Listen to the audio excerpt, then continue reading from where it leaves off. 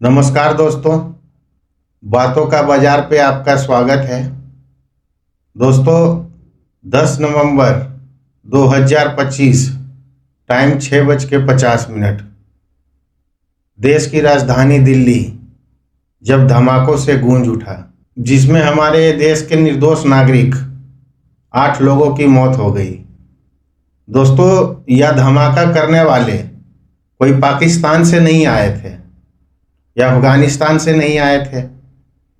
ये वही लोग हैं जो इसी देश में रह करके, इसी देश का अन्न खा के, वो हमारे और आपके साथ रह करके इस देश के साथ गद्दारी किए हैं। ये वो गद्दार लोग हैं जो अनपढ़ नहीं हैं, ये लोग पढ़े लिखे हैं और अपने नाम के आगे डॉक्टर लगाए हैं। दोस्तों, कुछ दिनों से इस देश में एक बहुत बड़ी साजिश चल रही है और वह साजिश इस देश के वर्तमान सरकार के विरुद्ध में है। यह साजिश किसी तरह से इस देश के सरकार को बदनाम करके सत्ता परिवर्तन किया जाए, क्योंकि ये जो अटैक है, यह अटैक जम्मू कश्मीर से गुजरात और दिल्ली, हरियाणा, बिहार, यह पूरे देश में फैला हुआ है। क्योंकि यह काम एक नेटवर्क के थ्रू ही हो रहा होगा, क्योंकि कुछ दिन पहले ही जम्मू कश्मीर से कुछ ऐसे सुराग मिले थे जिसके आधार पे एक टीम गुजरात में पकड़ाया गया, जिनका बहुत बड़ा साजिश था। ये तो इतने विशाल साजिश में थे कि ये कोई 8-10 लोग को मारने की प्लानिंग नहीं थी, और ये प्लानिंग सिर्फ और सिर्फ हिंदुओं के अगेंस्ट था।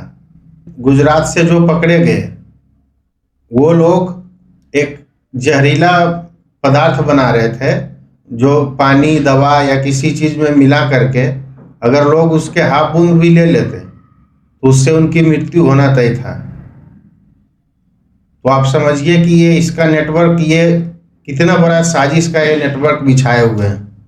और यह जो साजिश है, यह ऐसा नहीं कि दिल्ली के लिए था या गुजरात के लिए था, यह पूरे देश के लिए है। क्योंकि ये जो केमिकल बनाया जा रहा था, इससे बना हुआ चीज या पानी, मिल्क, दवा, कुछ भी हो, ये पूरे देश में कहीं भी जा सकता था और इससे लाख नहीं, 2 लाख नहीं, 10 से 20 लाख लोगों को मारने की प्लानिंग थी। कहाँ गए वो टीम, कहाँ गया वो लोग जो आरएसएस पे बैन लगा रहे थे? उनसे यह पूछा जाए कि ये जो आतंकवादी हैं, जो 4 लोग पकड़े गए हैं, ये आरएसएस से हैं या कहाँ से हैं? उनसे यह सवाल किया जाए। योगी जी एक बात बोले हैं कि बटोगे तो कटोगे। आज उसी का ये एक एग्जाम्पल है, क्योंकि कुछ गद्दार आपको जो है ना, इस देश का कुछ गद्दार आपको बहकाएंगे, क्योंकि इन गद्दारों का टारगेट ही है कि देश के अगेंस्ट देश को ले जाना है। जो भी हमारा देश आज का 15 साल में देश कहाँ से कहाँ आया है, क्योंकि ये जो विकास, ये रफ्तार है ना, इन देशद्रोहियों को हजम नहीं हो रहा है। दोस्तों, ये जो लोग कहते हैं ना कि टेरर का धर्म नहीं होता है, कि दिल्ली का जो धमाका था, क्या इसमें हिंदू का कितने नाम आया है? टेरर का धर्म होता है और वह धर्म इस्लाम है। आप कैसे नहीं कह सकते हैं कि टेरर का कोई धर्म नहीं है? टेरर का धर्म है, चूंकि इस जो इस्लाम धर्म के जो कुछ लोग हैं, जिहादी लोग जो हैं, ये इस्लाम को बदनाम कर दिए हैं। क्योंकि इस्लाम धर्म के कुछ लोग, हर लोग तो नहीं हो सकते हैं, लेकिन उसमें कुछ लोग हैं जो इस्लाम धर्म को आज इतना बदनाम कर दिए हैं कि लोग को इस्लाम धर्म से नफरत हो गया है।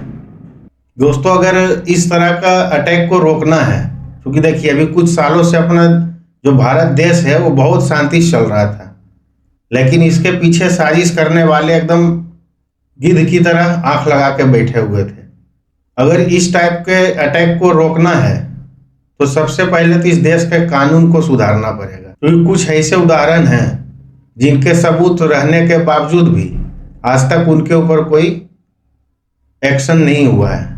और ये लोग जो हैं उसी का गलत फायदा उठा करके इस देश में इस घटना को अंजाम दे रहे हैं।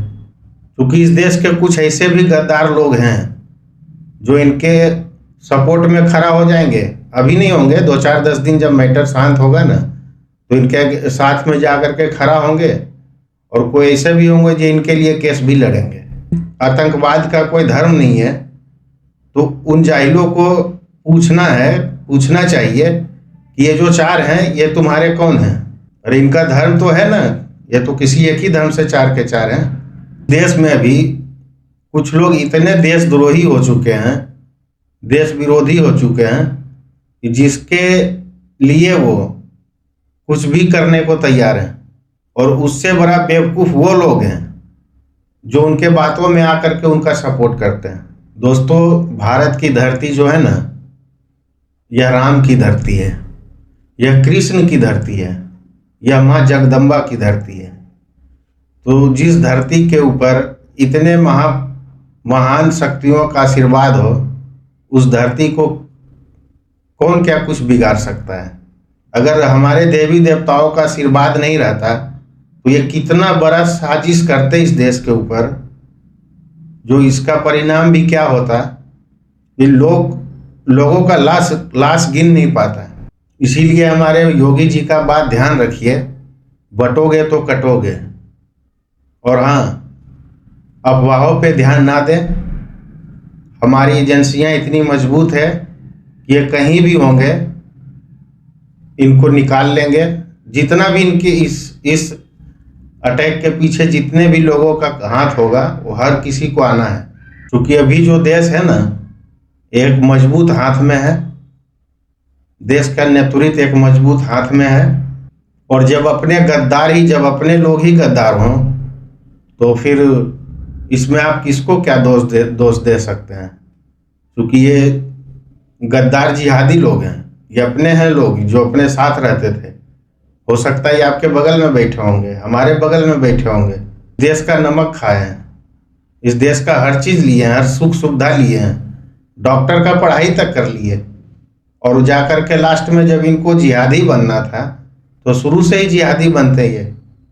और आरएसएस पे जो बैन लगाने की बात करते हैं, उन लोगों से एक बार पूछना है कि अभी आपका बैन कहाँ गया? आप इस पे बैन लगाने के लिए क्यों नहीं बोलते हैं? क्योंकि जब सरकार एक मदरसा को बंद करने की बात करती है तो इनका आवाज़ बुलंद हो जाता है। दोस्तों, इस देश को साफ करने की ज़रूरत है। जैसे वॉशिंग मशीन में हम कपड़ा धोते हैं ना, उसी तरह इस देश को साफ करने की अब ज़रूरत है। क्योंकि यहाँ कुछ ऐसे भी लोग आकर के रह रहे हैं जो इस देश का है नहीं, तो जिसके लिए सरकार SIR करवा रही है।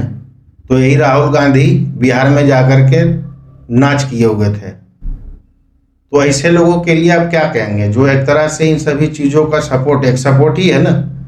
अगर जो इस देश का नहीं है, जो लोग इस देश का नहीं है, तो उनको यहाँ रहने की क्या अधिकार है? वो तो हमारे अधिकार को छीन रहे हैं। वो वक्त आ गया है कि हम अपने सरकार के साथ खड़ा रहें, सरकार के साथ कदम से कदम मिलाकर चलें। क्योंकि ऐसे गद्दार लोग जो है ना, किसी के साथ भी गद्दारी कर सकता है। तो ऐसे लोगों से बच के रहें, अफवाहों से बचें। और अगर अभी तक हमारा चैनल सब्सक्राइब नहीं किए हैं तो सब्सक्राइब करें, लाइक करें, शेयर करें। जय हिंद, जय भारत।